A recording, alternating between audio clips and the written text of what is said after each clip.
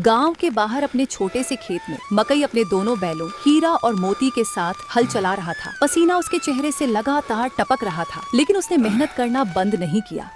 हीरा, मोती, थोड़ा और जोर लगाओ मेरे भाइयों। अगर इस बार खेत तैयार नहीं हुआ तो पूरा साल मुश्किल में निकल जाएगा। अचानक हल किसी बहुत कठोर चीज से टकराया। तेज आवाज पूरे खेत में गूंज उठी। दोनों बैल वहीं रुक गए और मकई भी हैरानी से नीचे झुककर मिट्टी हटाने लगा। अरे ये क्या है? खेत के बीचों बीच ऐसा लकड़ी का पात्र, लगता है कई सालों से जमीन के अंदर दबा हुआ है। मकई ने सावधानी से छोटे बॉक्स बाहर निकाला। उसने धूल साफ की और धीरे धीरे उसका ढक्कन खोला। अंदर तो एक चमकता हुआ बीज है। आखिर भगवान ने मुझे ये कैसी अनोखी चीज दी है। जैसे ही मकई ने बीज को अपनी हथेली में उठाया, उसके चारों तरफ हरी रोशनी फैलने लगी। पूरा खेत चमक उठा और हवा मानो कुछ कहने लगी। यह प्रकृति का दिव्य बीज है। इसका स्वामी केवल वही बन सकता है जिसकी नीयत साफ हो। लालची व्यक्ति इसके योग्य कभी नहीं होगा। कुछ ही क्षण बाद सारी रोशनी गायब हो गई। हे भगवान, ये कैसी अद्भुत शक्ति है। मैं तो बस एक साधारण किसान हूँ। बीज फिर सामान्य दिखाई देने लगा। मकई ने उसे संभालकर कपड़े में लपेटा और घर की ओर चल पड़ा। उसी गांव में मकई का छोटा भाई टमाटर अपनी पत्नी भिंडी के साथ बड़े पक्के मकान में रहता था। उसके पास दौलत की कोई कमी नहीं थी, लेकिन उसके मन में लालच और घमंड भरा हुआ था। सुनिए, आज गांव वाले फिर मकई की मेहनत की तारीफ कर रहे थे, लेकिन मेहनत से कोई अमीर नहीं बनता।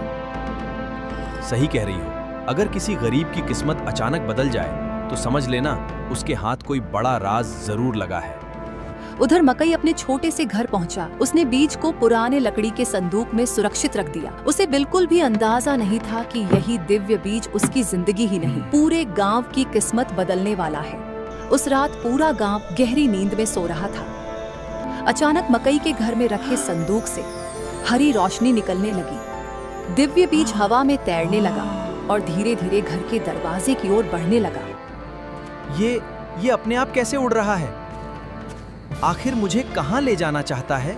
मकई बिना डरे उस बीज के पीछे पीछे चल पड़ा। कुछ ही देर में वह उसी खेत में पहुंच गया जहां दिन में उसे यह दिव्य बीज मिला था। पूरा खेत रहस्यमयी रोशनी से जगमगा रहा था। जैसे ही बीज जमीन पर गिरा, धरती कांपने लगी। देखते ही देखते वहां से एक विशाल सुनहरा वृक्ष उग आया। उसकी शाखाओं पर चमकते हुए सुनहरे फल लटक रहे थे और पूरा वातावरण दिव्य प्रकाश से भर गया। याद रखना, हर पूर्णिमा को केवल एक ही फल लेना। जरूरत से ज्यादा लेने वाला हमेशा के लिए सब कुछ खो देगा।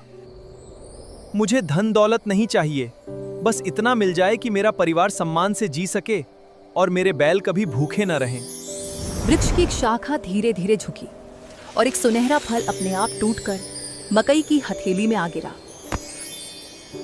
जब तक तुम्हारे मन में संतोष रहेगा, प्रकृति हमेशा तुम्हारा साथ देगी।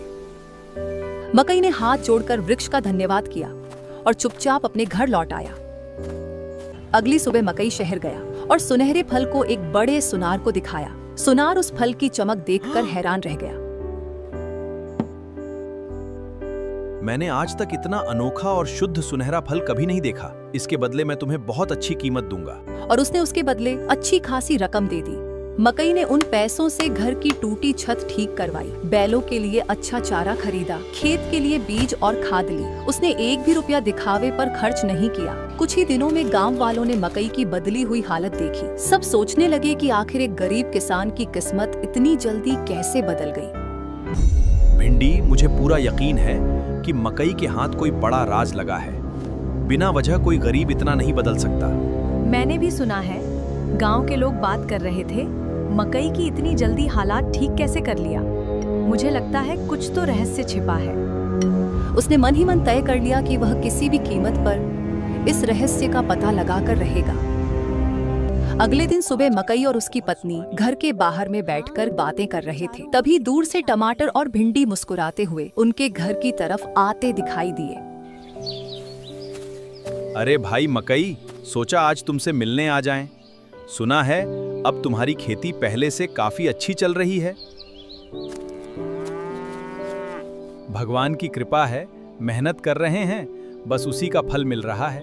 चारों बाहर बैठकर बातें करने लगे। इसी दौरान टमाटर की नजर बार बार कमरे में रखे पुराने लकड़ी के संदूक पर जा रही थी। तभी टमाटर के मन में शक पैदा हुआ कि उसकी बदली हुई किस्मत का असली राज शायद उसी संदूक में छिपा है। भिंडी, कल मौका मिलते ही मैं उस संदूक का राज निकाल लूंगा।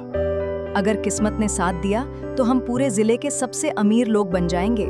सावधान रहना। उस रात टमाटर को बिल्कुल भी नींद नहीं आई। बार बार उसके दिमाग में मकई का बदला हुआ घर, नया सामान और वह पुराना संदूक घूमता रहा। अगली सुबह मकई अपने दोनों बैलों हीरा और मोती को लेकर खेत की ओर निकल गया। कुछ देर बाद उसकी पत्नी मिट्टी का घड़ा लेकर गांव के कुएं से पानी भरने चली गई। घर पूरी तरह खाली हो चुका था। टमाटर पहले से ही मकई के घर के पीछे छिपकर बैठा था। जैसे ही उसने मकई की पत्नी को पानी लेने जाते देखा, उसके चेहरे पर मुस्कान आ गई।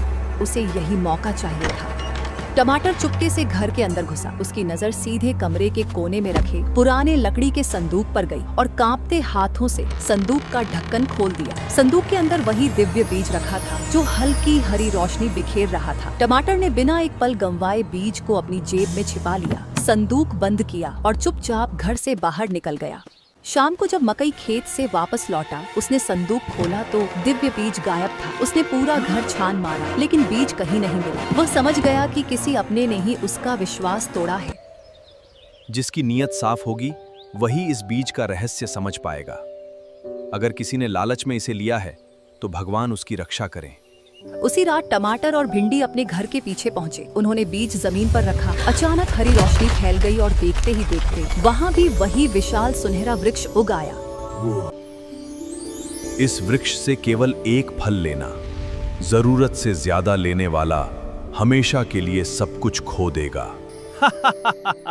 मैं किसी चेतावनी से डरने वाला नहीं हूँ। इतना सारा सोना छोड़ना बेवकूफी होगी। आज जितना उठा सकता हूँ उतना ले जाऊंगा।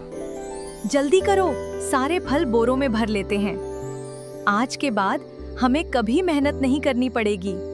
दोनों लालच में लगातार फल तोड़ने लगे। तभी तेज आंधी चलने लगी। सारे सुनहरे फल काले पड़ गए और वृक्ष के तने से एक विशाल दिव्य वनरक्षक प्रकट हुआ।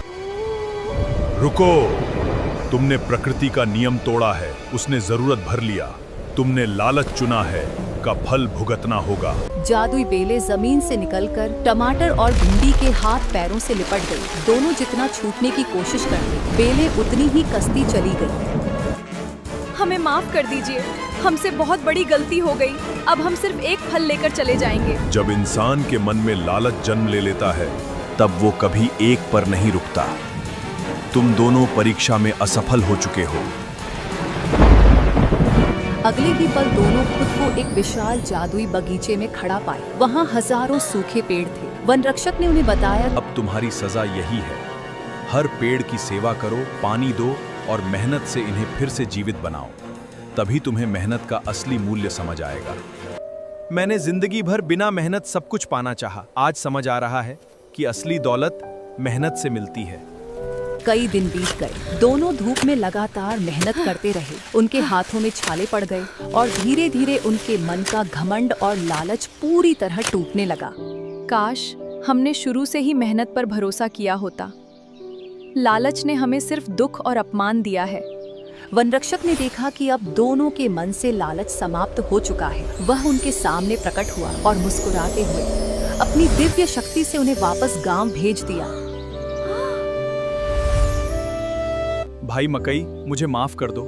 मैंने तुम्हारा विश्वास तोड़ा, तुम्हारा दिव्य बीज चुराया और लालच में अंधा हो गया था। हमसे बहुत बड़ी भूल हुई।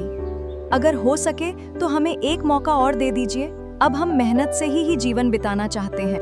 मकई कुछ पल तक दोनों को देखता रहा। उसे अपने भाई का पछतावा सच्चा लगा। उसके चेहरे पर गुस्से की जगह दया और अपनापन दिखाई देने लगा। रिश्ते दौलत से नहीं, दिल से बनते हैं। अगर इंसान अपनी गलती मान ले तो उसे दूसरा मौका जरूर मिलना मैं वादा करता हूँ भाई, अब कभी किसी के हक पर नजर नहीं डालूंगा।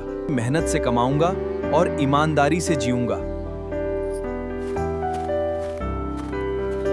उस दिन के बाद मकई ने दिव्य वृक्ष से कभी जरूरत से ज्यादा कुछ नहीं लिया। उसने गांव में कुएं खुदवाए, गरीब किसानों की मदद की, बच्चों के लिए स्कूल बनवाया और पूरे गांव को खुशहाल बना दिया। संतोष से ही संभव होता है।